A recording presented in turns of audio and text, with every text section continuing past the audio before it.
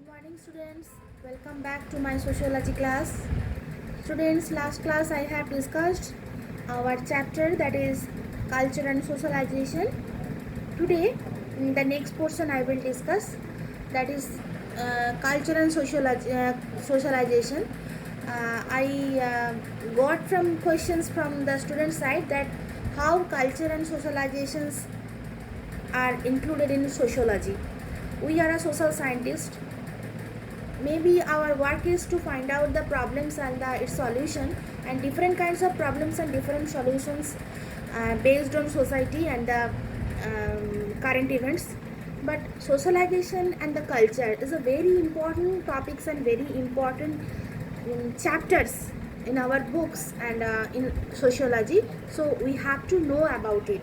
Last videos I have explained that what is a culture and the types of culture and the dimensions of culture. Now today I am going to discuss about how culture and socialization is related. First of all, the discipline of sociology, defined as the scientific study of human social behavior and activities and the results of these social activities. Sociology is concerned with how human beings and act as social creatures. Okay. In fact, the basic premise of sociology is that a human existence is social existence. If there is no human, then there will be no society or there will be no societal activities.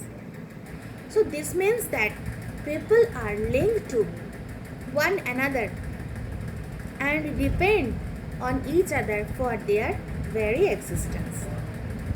In fact, our sense of individual identity, that is our sense of who and what we are, depends on how we interact with other people. We all enter this world as potentially social beings. When we are born, we are essentially helpless, right? Okay, what do you think, students? I'm right or wrong? When we are born, we are completely helpless and must depend upon others to fulfill our most basic psychological needs. As we grow and mature, we experience an ongoing process of social interaction which enable us to develop the skills we will need to participate in human society. This ongoing process is called socialization. I am repeating it once again, students. We all enter this world as potentially social beings, right?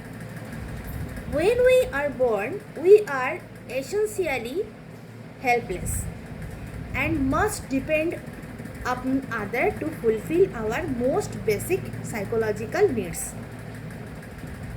So as we grow and mature, we experience an ongoing process of social interaction which enable us to develop the skills we will need to participate in the society. This ongoing process is called socialization. So, socialization is critical for human society as a whole because it is the means of teaching culture to each new generation. Right? Very correlated term we have to discuss to know more about socialization, that is a social experience and human development. The importance of social experience is evident in the lack of human development characteristics of socially isolated children, especially in early childhood, is dependent on the other people. Sometimes a child may be failed to develop normal language skill, leading to limitations in other social learning. So many factors, the cooperation factor, okay, family factor, parental factor are also very much related on the socialization process. Many psychologists and sociologists have studied the process of socialization. They said that it's their view, like a very famous sociologist, the Sigmund Freud, believed that people learn the cultural values and norms which make up a part of the personality, which he called the superego. If the superego did not develop properly, the person would have a very difficult time functioning in society. According to Jean Piaget, he is also a sociologist and a psychologist. He believed that human development is the result of both the biological maturation and increasing social experience.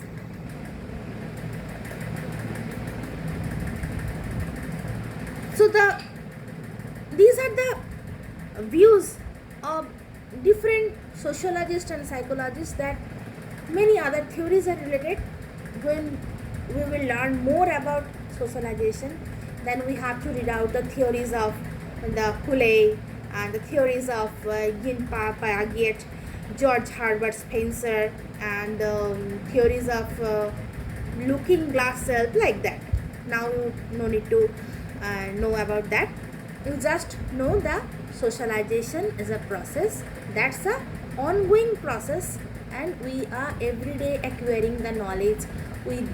Every day we are facing different kinds of culture and different kinds of changes in our society. So always we are socialized. It's a going process, ongoing process. Next thing, that is the agents of socialization. Family, first of all your family, then school, peer groups, and the mass media. Many other institutions, social institutions also plays a vital role as a agents of socialization. So we began the process of socialization within the context of our family, because the family has primary importance in shaping a child's attitude and behavior, because it provides the context in which the first and most long-lasting intimate social relationships are formed. In addition to representing the child's entire social world, the family also determines the child's initial social status, identity in terms of race, religion, social class, and gender. While the family offers the child intimate social relationships, the school offers more objective social relationships. School is a social institution such as direct responsibility for acquiring the knowledge, books knowledge, or teaching the individual the formations of skills and values that society consider important for social life. In school, children learn the skills of interpersonal interaction.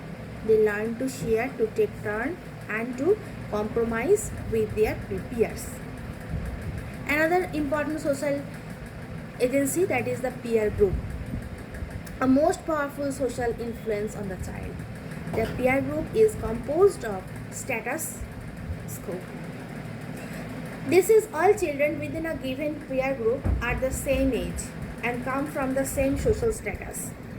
A child must learn his or her social position within the peer group. This position does not come naturally as it does in the family. So, interactions with a peer group loosen the child's bond to the family. It provides both an alternative model for behavior and new social norms and values. To overcome fully socialized, children must learn how to deal with the conflicting situation or conflicting views and values of all the people who are important in their lives. These people are called significant others. Okay, these people are called significant others. Next, socializing agents nowadays are very important, that is a mass media. Most of the times now we are dependent on very much on internet, uh, different kinds of net related apps. We are dependent on mobile, we are dependent on online.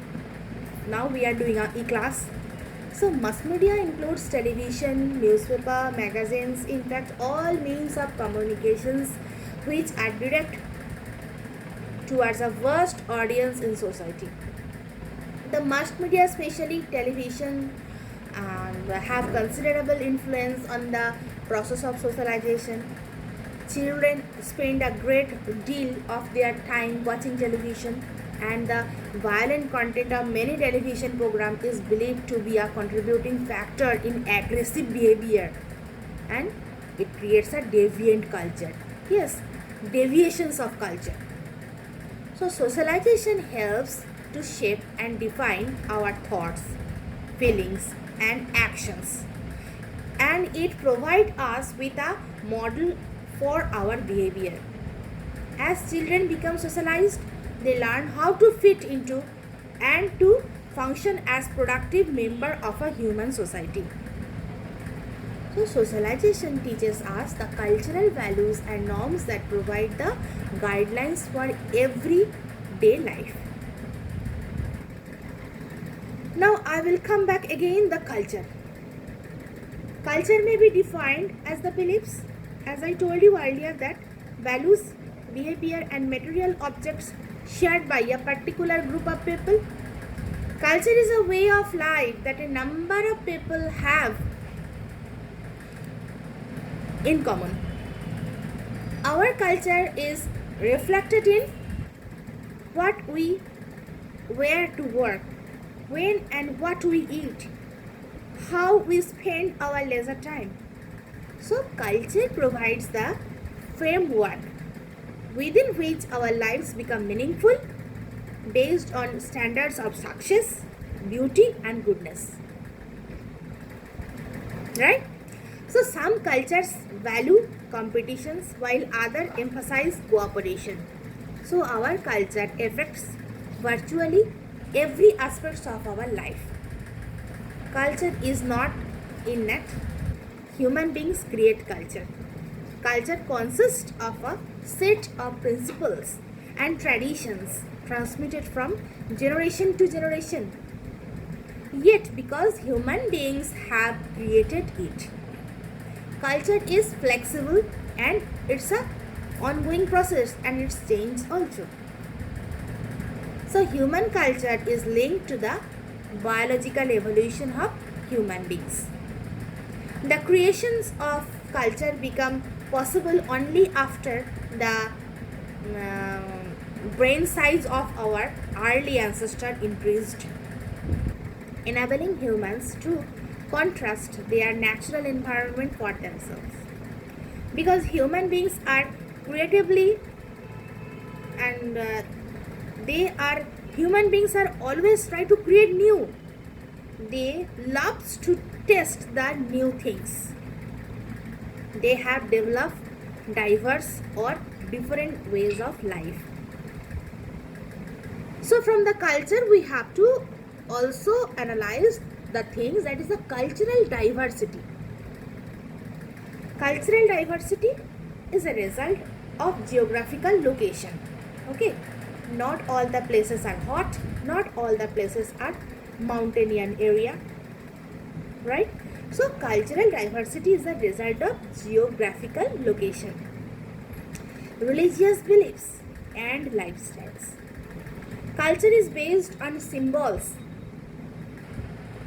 and it's based on the objects and patterns of behavior also. Language is the most important expressions of cultural symbolism.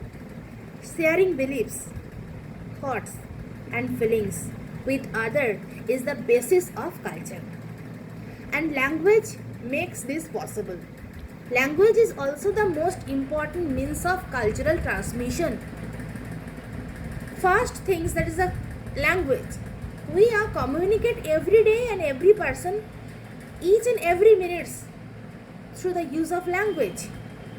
So cultural transmission is the most important things for the cultural diversity. Language enables human beings to transmit culture not only to the present but also from past to future generations. Language is probably the most powerful evidence of our humanity. According to linguistic anthropologists and the sociologists, the language that we speak actually determine the reality that what we experience. According to the sociologists, their views that states that we know the world only in terms of what our language provides. The language shapes culture as a whole. For example, while the English language has only one word for snow, the unique language has different words that describe different types of snow. So these occur because distinguishing between different kinds of word, and it's related to the society, their feelings, their behavior, their language. While in many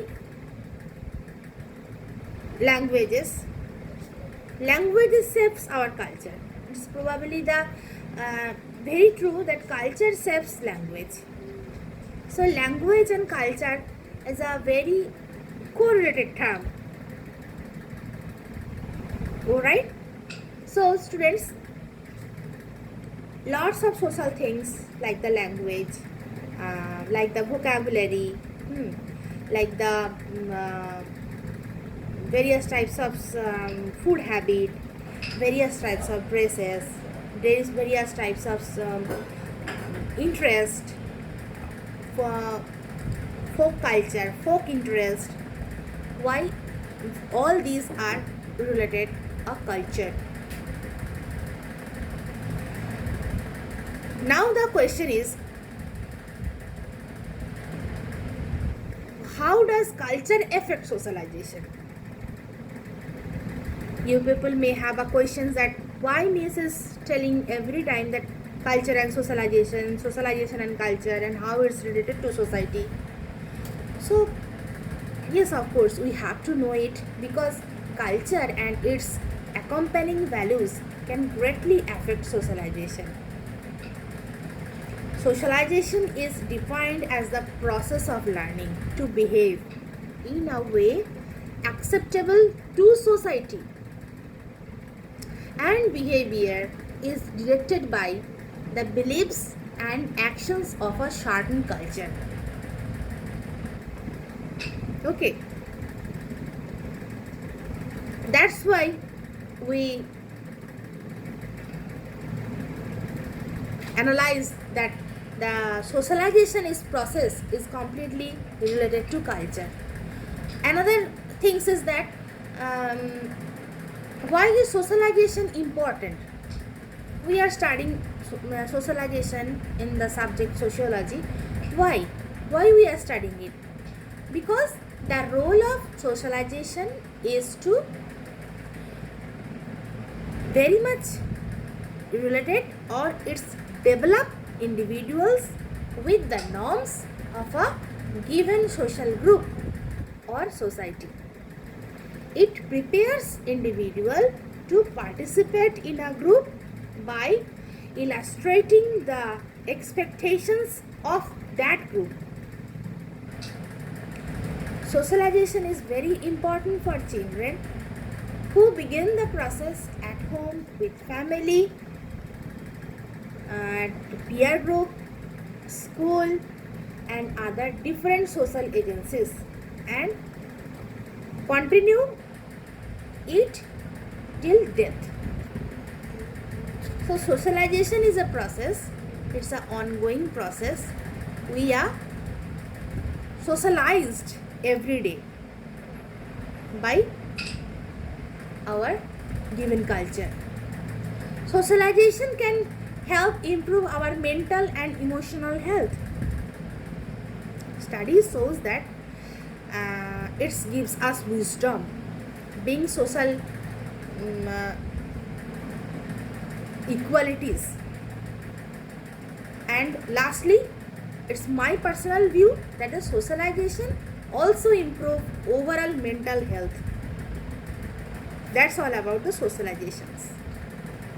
So students, today I have discussed socializations and the culture and how it's related to sociology.